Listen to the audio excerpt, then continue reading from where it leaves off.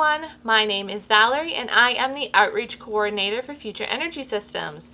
Today we're going to be reading a book called Who Needs an Iceberg by Karen Patkau.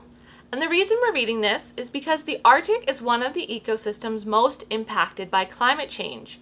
It's warming at a rate much faster than the rest of the world, and this can have dramatic impacts on Arctic ecosystems and the rest of the world. Also, for me, the Arctic has a really important place. I spent 7 summers working in the Arctic studying birds and land reclamation during my schooling, and I fell in love with the ecosystem. I saw polar bears and caribou and grizzly bears and so many other wonderful animals and plants, and I hope through this book you will learn to love the Arctic as much as I do. Who needs an iceberg? An Arctic ecosystem. Welcome to the Arctic. On the top of the world lies an ice-covered ocean surrounded by frozen land. Northern lights flash and swirl above the night sky. Farthest north are ice sheets and glaciers thousands of years old. They blanket mountains, plains, and islands. Winter blasts snow across the open flat tundra. Spring sunshine warms up the land. Summer bursts with life. Fall brings freezing temperatures again. This is a vast, cold place. Living conditions are extreme. From the North Pole to the tree line, this is the Arctic. How an iceberg forms. As snow and ice crystals pile up and pack down, thick, dense ice sheets develop. Glaciers are ice sheets that flow very slowly over the ground. When they reach the ocean, huge chunks break off into the water. Pieces of coastal ice break off too. These frozen freshwater masses are icebergs. The magnificent peak appearing to float on the surface is only the tip of the iceberg. 9/10 of it looms below. When an iceberg drifts to a mild climate, it melts. Hear it pop, crack, and fizzle as ancient trapped air escapes. The tundra is a desert. The Arctic tundra is a great treeless plain. Winter is so bitterly cold here that little snow falls. Summer is cool without much rain. The plain is an icy desert. Below a thin layer of topsoil is permafrost, soil frozen year-round. Trees with deep roots cannot grow here. Bogs and pools of water sit on the dry land during summer. Water cannot sink into the solid ground. In spite of the harsh environment, low shrubs, wildflowers, grasses, lichens, and mosses thrive. Living in the Arctic. On land and in the sea, communities of living things connect with each other and their surroundings. The Arctic is an enormous ecosystem. Let's meet some of the animals living here. Arctic char cruise through nutrient-rich seawater. A lion's mane sea jelly pulses along. Deep below the surface swim squid and Greenland sharks. Narwhals and beluga whales inhabit the Arctic Ocean too.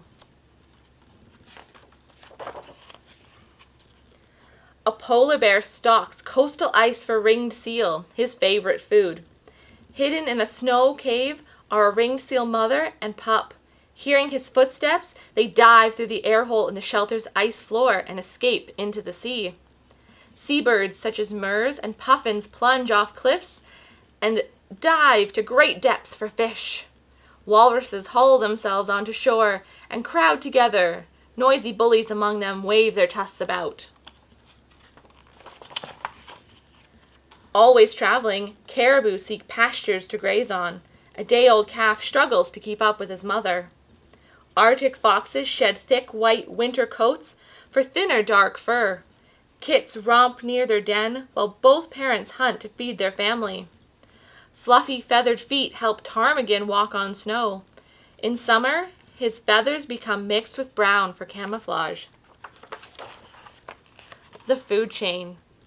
All plants and animals need energy to survive. Energy passes from one to another as food. A food chain is created when one living thing depends on another that depends on another for food. Plants make their own food through a process called photosynthesis. Plant eaters are called herbivores. An Arctic hare and a Dall sheep are herbivores.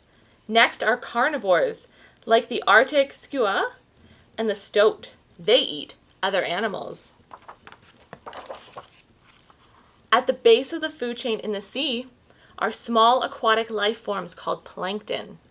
Phytoplankton are plants the size of dust specks. Tiny animals are called zooplankton that eat phytoplankton. Bigger fish and marine animals eat zooplankton. In turn, others eat some of these fish and animals. Some land animals, including people, eat food from the sea. Life is a cycle. Someday all plants and animals die. Scavengers eat their remains. Decomposers recycle anything left over. In Arctic soil, bacteria and fungi live on and decompose dead matter. They break it down into substances such as nutrients. Plants need nutrients to grow. In the ocean, uneaten dead things sink to the bottom and decompose. Nutrients are released into the water.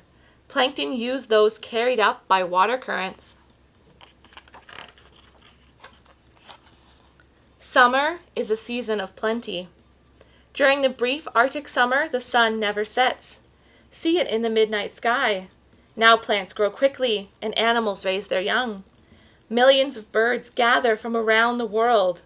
They nest on the tundra and gobble up mosquitoes, flies, and grasshoppers.